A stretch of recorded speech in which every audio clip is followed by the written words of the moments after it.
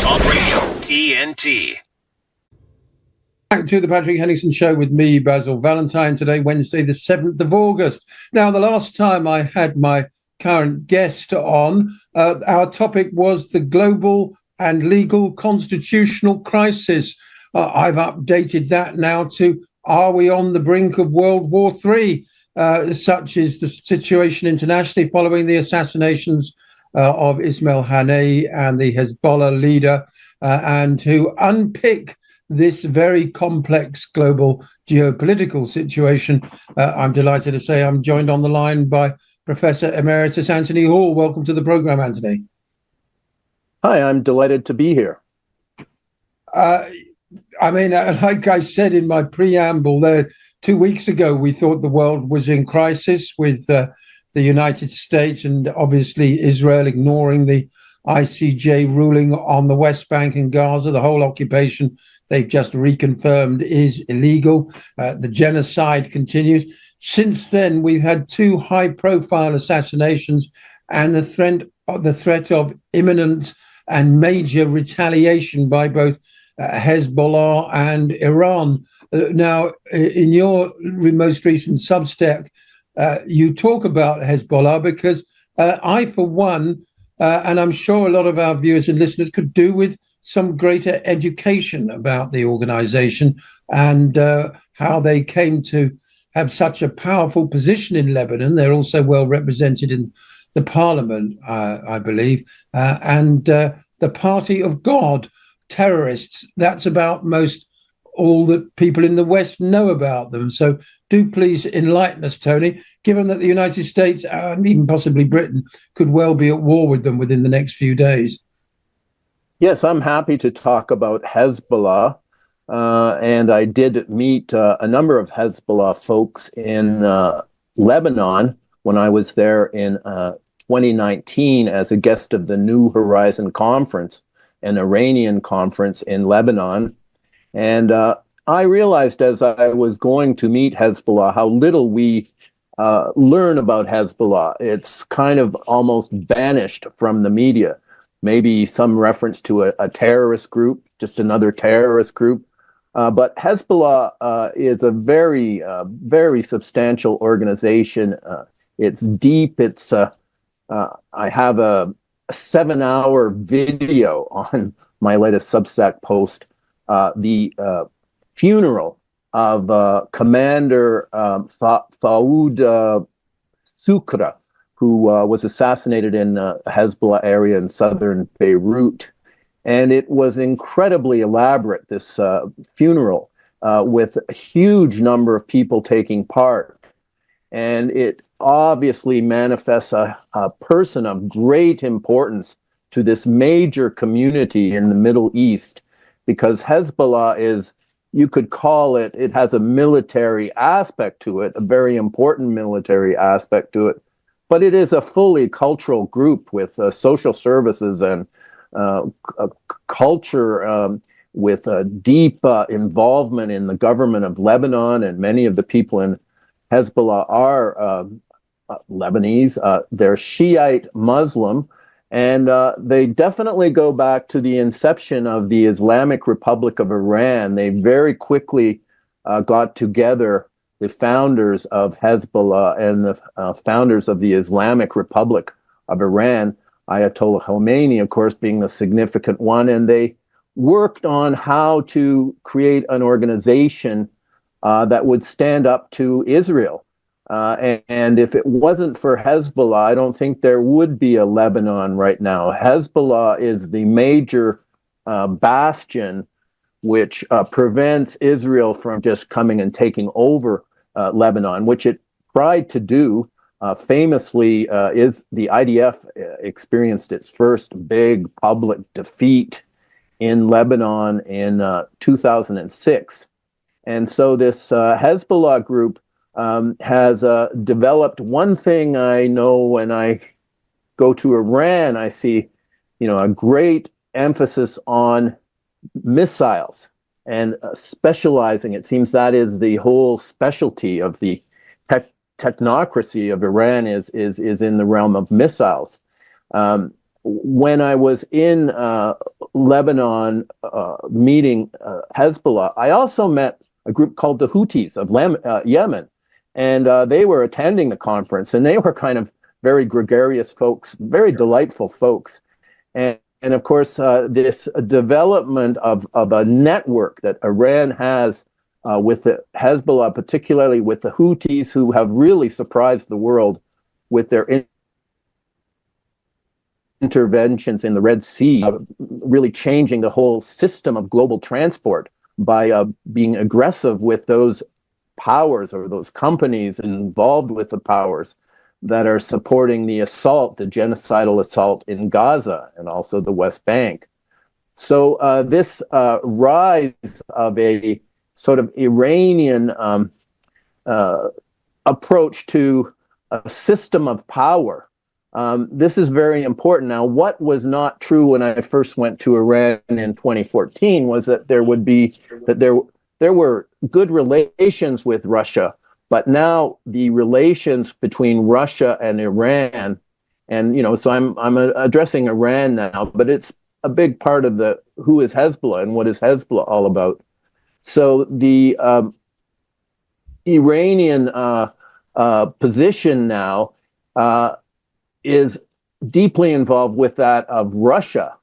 And I was thinking in preparing for this talk this morning here, that if it wasn't for Putin is so able to keep a cool head, and where he might have plunged the world into nuclear holocaust, several times now, the man is able to restrain himself and discipline his emotions and take time to step back and try to see the larger picture. So I noticed, and I was pleased to notice, that Putin, his people are conferring with Iran, and Putin is counseling that Iran be very careful not to go over a red line, to take an appropriate stand for the humiliation and the violations of killing Ismail Hania in Tehran and all that implies. Just hours afterwards, Commander Sucre was hit in a southern district in Beirut. 74 people were killed, not killed, but injured, but 3 people were killed along with him. It was a kind of gory event. And so last week, since we've talked, this assassination spree that Israel entitled itself to go on, killing the main negotiator, like that's some negotiation when you're in a negotiation and your response to a negotiator across from you is to murder him, which is what has happened. So there is Russia, I think, counseling Iran, and they have a great collaboration when it comes to armaments and instruments of war. And Iran has been helping supply Russia, which needs a lot of materials for war with the aggressive Ukraine. Iran has been helping Russia, but now Russia, I think, is exporting some very high-tech missile technology to Iran, but at the same time counseling, keep this within a range. Don't kill Israeli civilians. Do this in a military way. And so it's very interesting to see how the region is really off kilter now. Everybody waiting for what is going to happen. Everybody keeps saying, well, it's going to be tomorrow. It's going to be very, very soon. But it seems like some kind of major strategic moves are being made in terms of moving around hardware and software, moving around personnel, maybe. And anyway, it seems comforting to me that Putin and the supreme leader seem to be coming to some kind of understanding. And this would be obviously a protection from going into a huge regional war if Israel and the United States have to also consider that if they get in too deeply into invading Iran, They're going to inflame Russia to come in. Along with Russia is very closely China. And so Iran has, in recent years, moved very dramatically, diplomatically, to establish improved relations with Russia and China, to be, very instrumental in supplying China with energy resources which it needs. Iran, Russia, China are very closely connected to what we call the BRICS. The BRICS are, in my view, they're oriented towards the south of the world, but they are the former colonies. In 1945, there were 50 countries in the United Nations. Now there is 194 nations in the United Nations. And those 3/4 of nations that have been added since 1945, those are former colonies of Great Britain, of France, of Belgium, and such. And they used to call themselves the non-aligned movement. They didn't want to be captured by either the U.S. empire or the Soviet empire, the socialist empire, the capitalist empire. They wanted to be non-aligned. So this non-aligned movement, and Iran was a very important part of that, have now reconfigured themselves, and they're known as BRICS. And they're increasingly representing a challenge to the predominant banking system. It seems that the U.S. Israel military establishment, it has a lot to do with intimidating people to adhere to the dominant financial structure based in the Federal Reserve in the United States and the Bank of England and the City of England and such. The idea of having an alternative system, a multilateral system where sovereign countries can go about their business and not be subjected to this tyranny, to this effort to monopolize global financial transactions, which has been the case since World War II. Of course, BRICS is challenging all of that. So there is Putin right in the center of it, and I'm glad to see that sane mind prevailing in this context. Yes, the Iranian response has been long awaited, and the longer it goes on, the easier it becomes for the Israelis to portray Iran as initiating the violence. That's the problem, really. The longer the pause, then once again, the Israelis have the opportunity to present themselves as victims. This heinous act serves only to escalate the existing tensions, potentially leading to a wider conflict that could involve the entire region. So said the Gambian Foreign Minister, Mamadou Tangara, whose country currently chairs the Organization of Islamic Cooperation, which has been meeting in Jeddah, 57 member states in that. But they never seem to do anything, Anthony. One of the reasons why people around the world, including in Western nations, are so frustrated is because Saudi Arabia could turn off the oil to Israel. Egypt is quite capable of causing all sorts of problems. Erdogan, now, he says that he might invade Israel on the one hand, but I heard from Dr. Frank Romano yesterday, who's been waiting with the Freedom Flotilla in Istanbul for several months to take aid to Gaza, much needed, 5,000 tons, I believe, by no means a token gesture. They've been stuck in port because of pressure from the Israelis and the Americans, to which Erdogan has caved in. So all these fine words and talk about regional escalation, we don't want the regional escalation, but the suffering of the Palestinian people goes on, and it seems Arab leaders just talk. Well, that is the case. And let's face it, the Arab world is largely connected to the imperial world and the era when Britain and France and such had a major say. And so the leadership in these countries, the emirs, and the sheikhs and the people who are there with some kind of hereditary claim are often very out of step with the people, with the actual people, and you might have some excuse for elections here and there, but I think this whole situation has identified a serious situation. Netanyahu was able to play with this situation by through the Abraham Accords, and many of the Arabic leaders signed off and signed into closer relations with Israel, to the astonishment and upset of their own local people.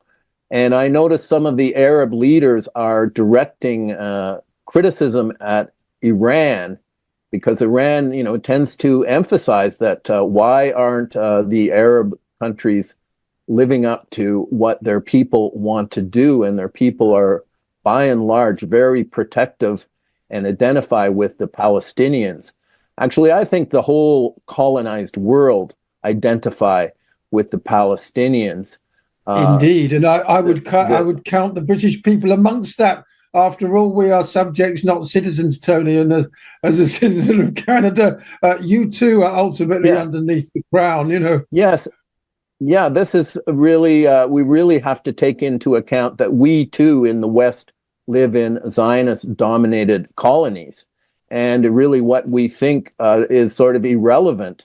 The decisions are being made at places like Davos, and we're left out of it altogether, and we can even be, depopulated and subjected to all these weird experiments taking place in the name of public health and such. And so, we can identify with the people we see in these Arab countries and say, well, we feel the same way. And so this is, I think, one of the truly cosmic aspects of this Palestinian Gaza West Bank issue having such a spotlight on it, that it shows so clearly who's in charge, like who's in charge of American campuses.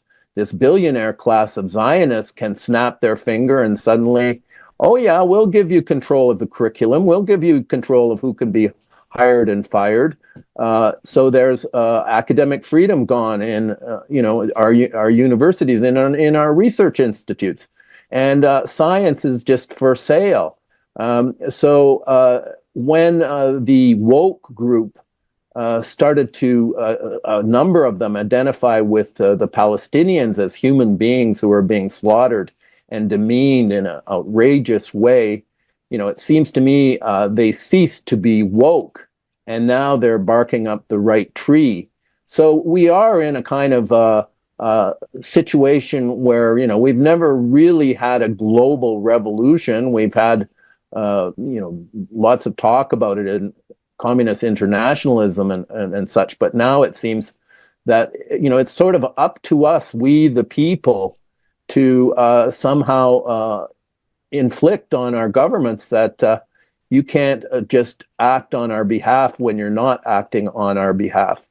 And so we're going to have to find a way to take you down or discipline you, or, this is an underlying dynamic, which is, to me, very, very promising, because we're living in intolerable conditions right now all over the world. We, the people, who are having this genocide pushed down our throat. Absolutely. Governments point to this sort of thin veneer of so-called democracy. In Britain, we had a recent general election, and the governing party, Labour, have a thumping majority. They are effectively an elected dictatorship for the next 5 years. But I'd put the word elected in double quote marks, because they got no more than just about a third of the voting public supported them, and little more than half the public voted. So in other words, a maximum of 1 in 6 adults, and that doesn't include people who aren't even on the electoral roll. So less than 1 in 6 adults put an X in the box next to the Labour candidate's name, and yet they have carte blanche to do whatever they like on the international stage and domestically. Democracy is supposed to mean a greater consensus. Surely that there is more to democracy if it's to mean anything than simply an entirely inadequate plebiscite once every 5 years. You only have to look at the United States to see how hopelessly compromised their democracy is by money, much of it, of course, coming from the distorting hand of AIPAC, Tony. Yes, and of course, whether you're Republican or Democrat or with Robert F. Kennedy, it's Zionists who are in control. The Zionists control, all the parties, all the major parties. So there's really no debate in our legislatures, Congresses, parliaments, and there's no debate in media, and there's very little debate in universities. When I see what's going on in Britain, I'm wondering, is this some kind of version of a color revolution? It's very clearly the Starmer government wants to do a police state type of action, so they need the justification to do it. When I saw Tommy Robinson involved at the beginning, I said, aha, there is a real shill sold out to Zionists. You have the English Defense League and all this discussion about immigration, but along comes Tommy Robinson, and it all becomes about hating Muslims and being anti-Muslim, which suits the Zionist agenda just fine. And so is it really all these people are motivated to do what they do and rise up throughout Britain? Or are the usual suspects somewhere handing out money and behind the scenes? Certainly Tommy Robinson, we saw an equivalent of that in Canada, where a Christian Zionist leader, Artur Pawlowski, took control of the whole coronavirus sort of freedom movement and on behalf of Christian Zionism and Rebel News. That's right. This issue of, democracy means you get to choose what variety of Zionist you want, but that's the end of it, and it's difficult to talk about. It's really dangerous to talk about. So we see, Bannon arguing and whatnot, but he doesn't talk about the fact that, Trump is equally under the Zionist shoe as Biden and Camilla and Waltz.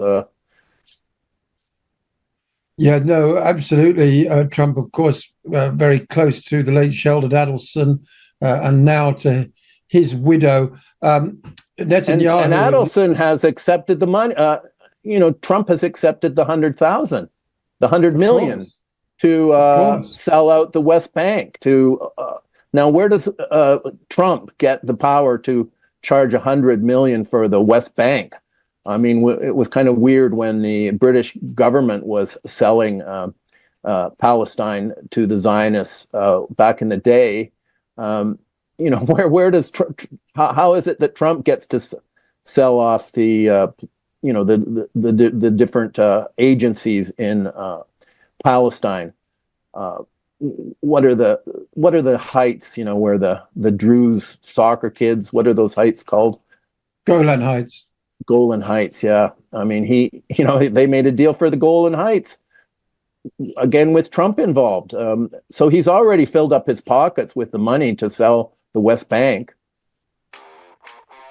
Obviously, and in total contradiction of international law, Nicholas Soames, the grandson of the late Winston Churchill, made a speech after the ICJ ruling saying, look, we either apply international law equally and fairly, however difficult, however uncomfortable it may be, and he was referring to the occupation of Gaza and the West Bank, or these institutions which we created after the Second World War are dead, stone dead, and we are in the law of the jungle. Now, I would venture to suggest we've been in the law of the jungle probably for 62 years since the assassination of John Kennedy. Would you be inclined to agree, Tony? Absolutely, I would agree. And what about Winston Churchill? Who was financing him? I mean, very good question. He had strong Zionist ties through the instrument of money. we could have seen a different. To hear a replay of this